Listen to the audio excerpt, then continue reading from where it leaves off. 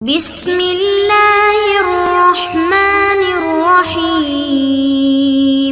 السلام علیکم معزز طلبہ کرام، آپ سب کیسے ہیں؟ آج ہم نور الانوار کے سبق نمبر 269 کو پڑھیں گے۔ آج کے ہمارے سبق کا عنوان ہے اتصال معنوی کی مثال۔ آج کے ہمارے سبق کی عبارت والاتصال فی معنی المشروع کیف شرع نظیر المعنی سے شروع ہوتی ہے۔ ہم عبارت اور اس کا ترجمہ کرتے ہیں، لیکن آپ کچھ تعلق پیچھے جوڑ لیں، چونکہ کافی اسباق ہمارے حقیقت اور مجاز کی بحث پر ہوئے، اور پھر اس کے بعد مجاز سے تعلق رکھنے والے بحث کا یہ سلسلہ جاری ہے۔ لیکن صرف اتنا نہیں، حقیقت اور مجاز ایک جگہ پہ ایک لفظ سے ایک آن میں مراد نہیں لیے جا سکتے۔ یہ ہمارا احناف کا نظریہ تھا، اور اس پر 4 بڑے سوالات وارد کیے گئے تھے۔ اصول شاشی میں بھی ان پر کلام ہوتا ہے، عموماً ابتدائی طلبہ وہیں پڑھ لیتے ہیں اس کو، اور شاید وہاں 3 تھے، یہاں 4 تھے، تو ان کے جوابات۔ پھر اس کے بعد جو مجاز کی بعضوں نے قسم قرار دیا اور اسی استعارے کو، اور اس حوالے سے باب مجاز کے بعد استعارہ کے حوالے سے خصوصاً ذکر شروع ہوا۔ تو اب استعارہ میں جب ہم نے بات کی تو ایک اتصال صوری، اتصال معنوی کے الفاظ ہمارے سامنے آئے، تو اتصال صوری اور معنوی میں بھی پھر ہمارا کافی کلام رہا، اور اس کی امثلہ پہ بھی ہماری بات چیت ہوئی۔ لیکن اتصال صوری اور معنوی کی اکٹھی ہم نے محاورات اور اس حوالے سے بھی مثالیں پڑھی، لیکن اس کے بعد پھر ہم نے شرعیات میں بھی امثلہ پر غور کیا۔ تو اتصال معنوی کی آج ہم قسم پڑھیں گے اور مثال پڑھیں گے اتصال معنوی کی، تو اسی حوالے سے آج ہمارا سبق ہے۔ تو آج کے ہمارے سبق کی ہم سب سے پہلے عبارت پڑھتے ہیں، اس کے بعد پھر اتصال معنوی کو مزید سمجھنے کی کوشش کرتے ہیں۔ آئیے سب سے پہلے عبارت کا ترجمہ کرتے ہیں۔ مصنف علیہ رحمہ لکھتے ہیں: والاتصال فی معنی المشروع کیف شرع نظیر المعنی، اور اتصال معنی مشروع میں کہ وہ کس طرح مشروع ہوا، اتصال معنوی کی مثال ہے۔ ایل علاقۃ فی المعنی الذی شرع المشروع لأجلہ حال کونہ بأیۃ کیفیۃ شرع نظیر الاتصال المعنوی فی المحسوسات، یعنی علاقہ اس معنی میں جس کے لیے حکم مشروع ہوا ہے، اس حال میں کہ وہ کس طرح مشروع ہوا، محسوسات میں اتصال معنوی کی نظیر ہے۔ کل اتصال بین الکفالۃ والحوالۃ فی کونہما توثیقا للدین وبین الصدقۃ والہبۃ فی کونہما تملیقا بغیر عوض وامثالہ۔ فرمایا کہ جیسے کفالہ اور حوالہ کے درمیان اتصال ہے، ان دونوں کے دین کا وثیقہ ہونے میں، اور صدقہ اور ہبہ کے درمیان اتصال، ان دونوں کے تملیک بغیر عوض ہونے میں، اور اس کے امثال۔ جی طلبہ کرام، یہ ہمارے آج کے سبق کی عبارت اور اس کا ترجمہ تھا۔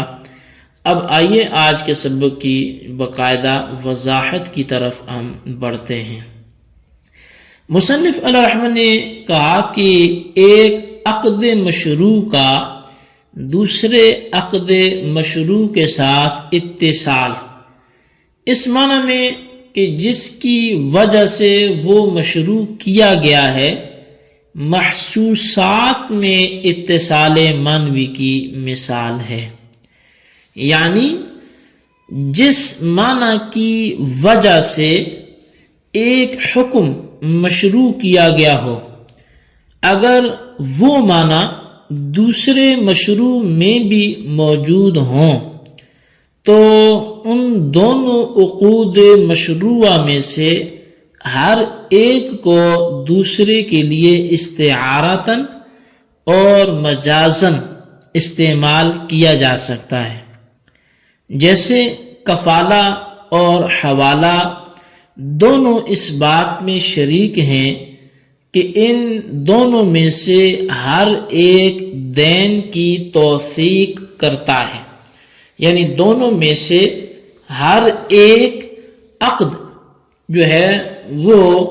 دین کی توثیق کرتا ہے۔ پس اس اتصال معنوی کی وجہ سے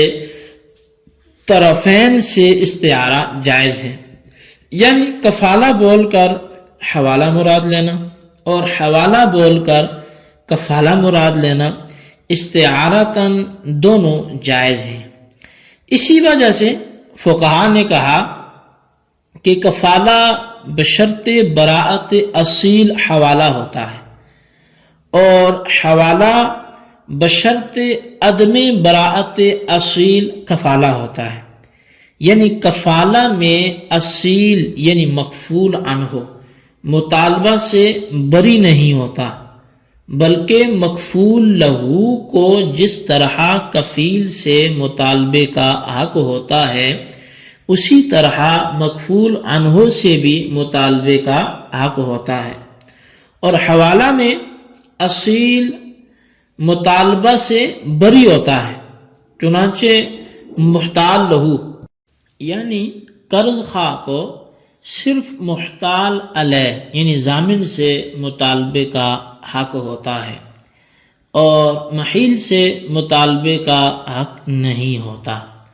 بس اگر کفالہ میں اصیل یعنی مکفول عنہ کے بری ہونے کی شرط لگا دی گئی